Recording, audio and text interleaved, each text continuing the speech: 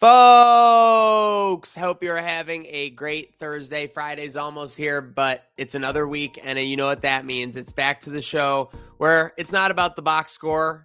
It's not about the bad beats. It's about next week's episode. It's what's Trainwreck watching, and of course, unless you've been buried on an outer rim planet, you know that Mandalorian Season 3 is back. Let me bring in our guy here, Jake Majka. Micah, Mando is back, second week of Season 3. We'll kick it off. Did you like the episode? I did like it. I'm not going to say this is my favorite Mandalorian episode, but I don't really have any major complaints. I thought it was a fun episode. I thought it was good. Definitely some very big character developments I think we get out of this one, as we'll talk about in a little bit. Interesting to see. I think that there's a lot of different ways we could go with this season, the way it kind of went this episode. In that specific regard, but overall pretty good episode. Not the strongest, but not the worst they've had either. I agree, not the worst episode, not the best. It was the first time in a while with Mando where I've kind of found myself like, wait, what's going on here, like even 90 seconds later in the episode, just to kind of make sure I'm tracking along. I will say one thing: I respect going to Mandalore, and I understand we are in mines on an outer space planet. There's supposed to be like a little scary. I had to turn my brightness up on my TV. There were a couple of scenes where straight up I could not see what was going on. I know they tried to use the lasers. I know they tried to use like their flashlights a little bit to, and again, you want to show that dark vibe because you want it to be like, oh, it's not all just like, warm and comfortable. But my goodness, it was kind of tough to follow what was going on at that point. Yeah, I'm with you. There was times in this episode where I didn't know what we were getting at, what we were doing, where we were going. And I think that the point that you made is right. Like, they're trying to show that darkness, trying to show how treacherous it actually is. And especially for, later on in the episode, like trying to set up how treacherous this little trench was for all the activity that would be happening in it. But yeah, it was just, I don't know. It was just a weird, like, I feel like maybe this is what I'm just kind of figuring this out as we're talking about this. Maybe what I love about Star Wars most, but especially about Mando in general, is like the settings they've been able to visit and how like visually appealing everything can be in this show, and like different, aliens or whatever else. And this episode just didn't have any of that, like, because you were in a cave the whole time. And I wonder if that's why our enjoyment was knocked down a little bit, because we just love the big spacescapes or the random weird planets that they've been going to. Like, that's been my favorite part about Mando the first 3 seasons, I think, is just, the world building that we've been able to get to do with it too. So maybe that was a little bit to do with it. Yeah, there were a lot of factors that play in this episode, despite it kind of just being Mando, Grogu, and our new side bay R5 going to the mines of Mandalore. I mean, you gotta love when Mando's trusted a droid. But yeah, we arrive at the planet. There's a little bit of a surprise. We immediately lose contact with R5, so he does lose a couple of points in the plus minus there. But yeah, that's what I was gonna say. He did not. He put that trust in him, and then immediately R5 goes missing. He's like, "God damn it! Like, I didn't want to have to go out here." Like, you could tell it was very old man. Like, you kidding me? You're gonna do this myself? Vibes. I love how Grogu was kind of developing like an emotional connection to R5, and Mando had to be like, "Dude, like, this is like a droid task. Like, they're basically like workers." So no, we got to go on. So the droid, I had a little trouble understanding exactly what he was doing. He was obviously checking to see, the mines, the toxicity, all that stuff. Gets lost. Mando goes to retrieve him. What'd you think of these guys attacking Mando? They kind of look like what? They were kind of like built into the ground a little bit almost. I have no idea what the heck these guys were. They were just like, it was like a video game where you're like walking through and guys just randomly appear from the ground or whatever. Yes. Like, I had no idea what was going on there. The R5 thing, going back to that quick, I think he was getting the sample to prove that he went to Mandalore. I think that was the main thing that he was supposed to go in there for. So when he goes back to whoever I can't remember the Mandalorian that he spoke with last episode, who told him to go there and that this would be the way, whatever, even though he thought Mandalore was destroyed. So I think that's what they were doing. But yeah, these guys, this is why as we continue the conversation about this episode in Mandalore, I'm very skeptical about a lot of things that happened in this episode, because these guys kind of popped up, they took him out, And then Mando was just kind of moving on. Like he was just Yeah. it was No, like it was like a villain in a video game. it was business as usual. This was definitely a side quest. I mean, people have been talking about it. Yeah. There are definitely side quests for Mando. You know, that's kind of the way the storytelling goes. And real quick, I was kind of jumping all over the place here, but we got let's see. Boonta Eve. Because we were stopping by, Mando gets the parts. So we found out in this that not only is our friend Pelly business is booming as we go over on the Mos Eisley spaceport, she's got the Jawas working for her, basically. They're stealing the parts, and then people bring in their stuff for repairs, and it's like a one-stop shop. Yeah, and did you notice the one little comment she made to Mando as he was there? She's like, "Are you here to take out Boba?" And that's like he didn't even say anything about that, but I'm like, filing that one away. Like, huh? Like take out Boba? Like obviously, well, maybe you don't if you watch Mandalorian, you don't know that Mando came back at the end of Book of Boba Fett. Again, we were talking last week. We were talking last week. You're like, if you only watch Mando, you don't know anything about Boba. You don't know why Grogu's back. And now you're 2 episodes in. It's just like, you're here to take out Boba? Like, what the hell's going on? But, so maybe they're saving it. Maybe there's going to be like an episode specifically designed as like the tie-in with Boba. But it was a weird, like, it's not a throwaway comment. It was a weird comment, and I'm interested how they're going to follow up on that. And what the hell's going on in Tatooine that she would say that? It's a world building comment for sure, because yeah, you get, you reinstate again that Boba is obviously what is he, the Damo of the Damo, yeah. Yeah, the Daimyo of Tatooine for sure. So again, Mando is cruising along. So this is where all of a sudden he gets a little jacked up. I was completely caught off guard by this. What was this thing? This little like robot alien like hanging out in the mines? That's what I mean. Like, what is going on in this mine? Like, I have no idea. And then he was like, it was huge. It was able to take him out right away, lock him up in his little booby trap, whatever. Then was he gonna cook him? Like, was that what he trying to do? Bro, was he trying to cook him? He was drugging Mando, I'm pretty sure, and then he was taking like his blood. I'm pretty sure, right? Like, I don't know what was going on. I mean, that was absolutely a nightmare. He was at one point. You're right with the cooking, because it looked like he was on like a chicken rotisserie. It looked like one of those things, a Spitfire, going around and around. It looked like 3PO when he was like hung up on the thing with the Ewoks. That's what I was thinking. He's getting turned around. I'm like, oh my god, are they like? I don't know why this robot would eat him, but what's going on here? Okay, so yeah, it was so strange. Like, it was just that's why this episode was so weird to kind of follow around, I think, because you were just getting into these moments where you're like, wait, what is this thing? Like, why is he attacking him? What do they have to do? And then he sends Grogu. He's like, dude, the fact that like this is the most desperate situation, arguably, since in Game of Thrones, when they were stranded north of the Wall and they sent Gendry to go get Daenerys. Like, that was the odds of him sending Grogu to when he pulls up on Bo-Katan's planet and it's just him, like, in the thing. I mean, I think that says it all. She was ready to go ride or die right there, and she was out the next second. Yeah, she was pissed. She was ready to take Mando out. She was like, let's handle this man once and for all. Like, it was not, and that's also why I'm very skeptical about how all of this episode went out. But yeah, she saw the little guy and was like, what happened? And just like motherly instinct, whatever else, just like, or just the fact that when she saw on the computer that he was actually at Mandalore, like, she was like, oh shit, this crazy ass dude actually went to Mandalore. Like, yes. Let me see what's going on there. Like, maybe it was her curiosity. I want to know what her intentions really were, and I feel like we're gonna get that later on. That's the most interesting piece to me coming out of this episode. Yeah, I mean, because you got Bo-Katan, she's chilling in her depression chair all day apparently. So she's just what the hell is that her routine? Like, she just wakes up, eats breakfast, and goes and sits and just wallows. No idea, but but again, like the Grinch wallow in self pity. What that his whole checklist, like that's literally the Grinch wallowing in self pity. No doubt, as Whoville and the rest of the galaxy is taking care of business. But again, Bo-Katan gets into the act. She comes help free Mando.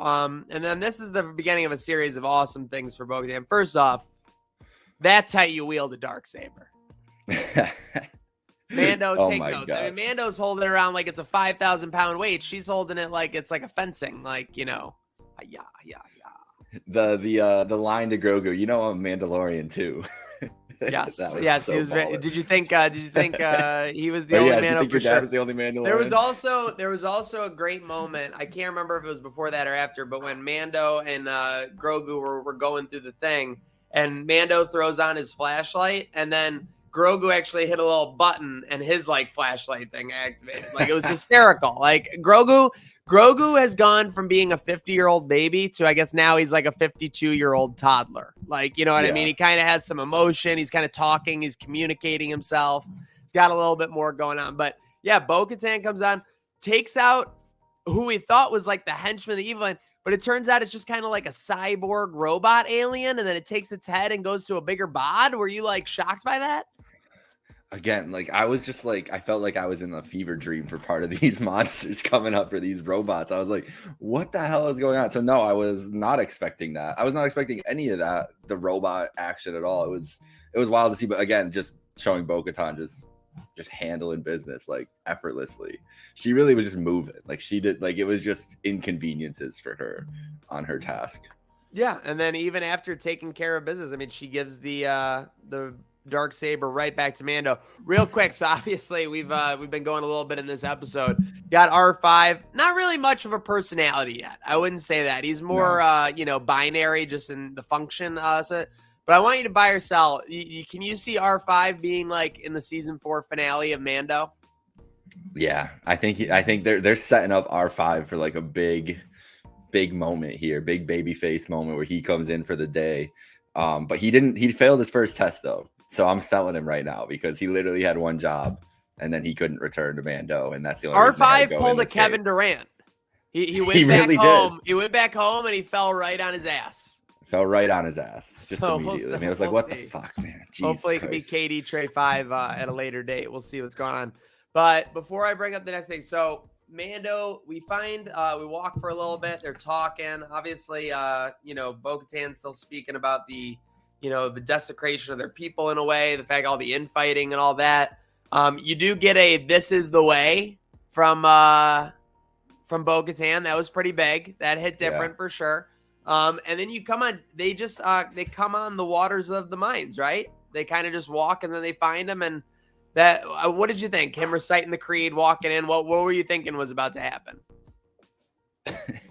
I didn't know what was going to happen. I honestly was still very skeptical of Bo-Katan just leading the way and just bringing him there. Like, just didn't trust her at all the whole time. So I was like just a little bit on edge.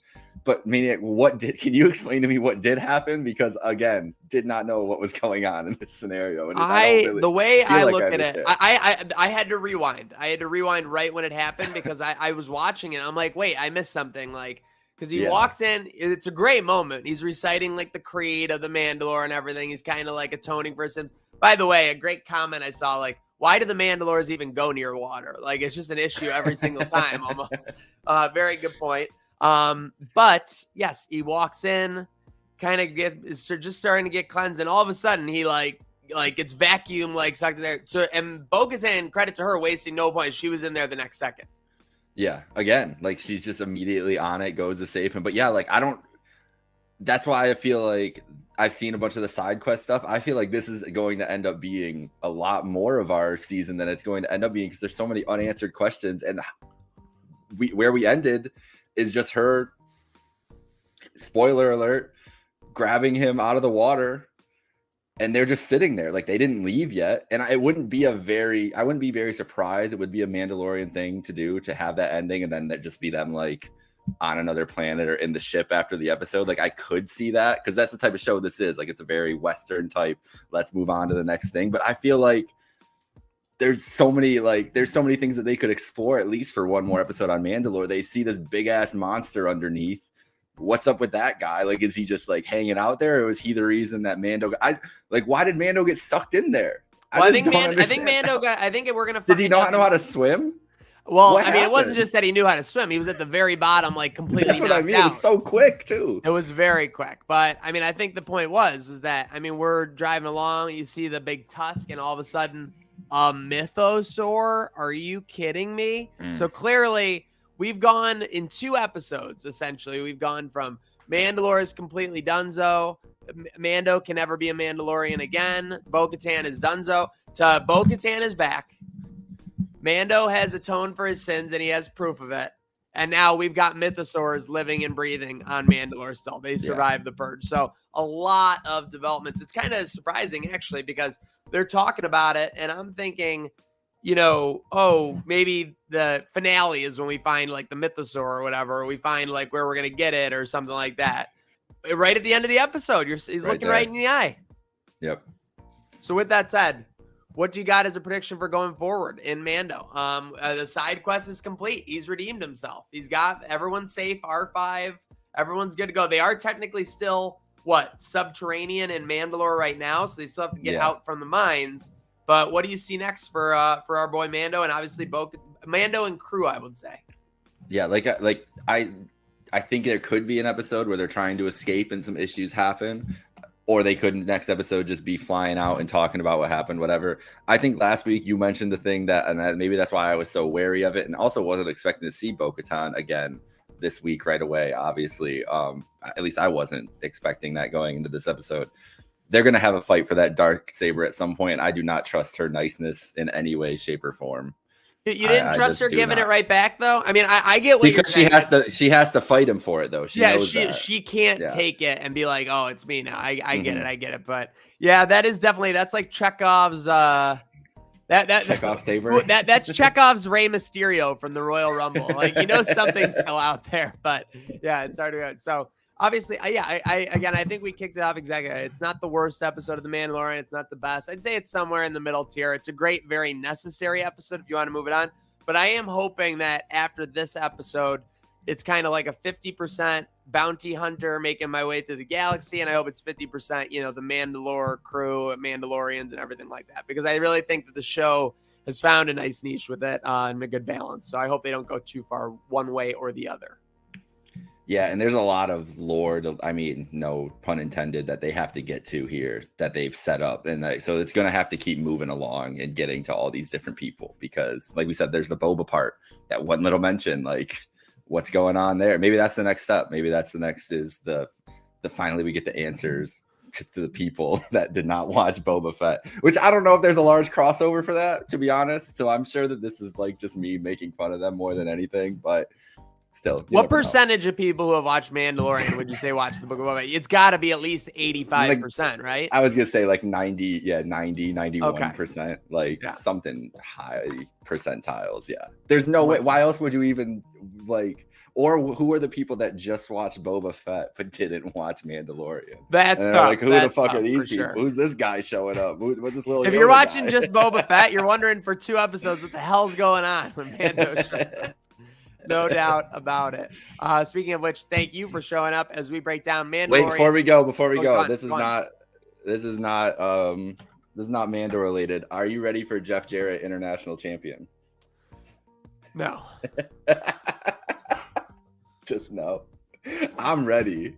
He's strumming it like a guitar. I mean, he has been hitting all the greatest hits. So I think it might be good as like a little quick intermediary champion, but I mean, I think it's a switch. I saw someone joke about it, or a tweet joke about it. Like Jarrett's been in his ear, Tony Khan's ear, about putting some other baby face over, and they're like, who else could be a great heel transitional champion? And it's Jeff Jarrett, baby. Seriously, take him out. He's a champ for 2 weeks.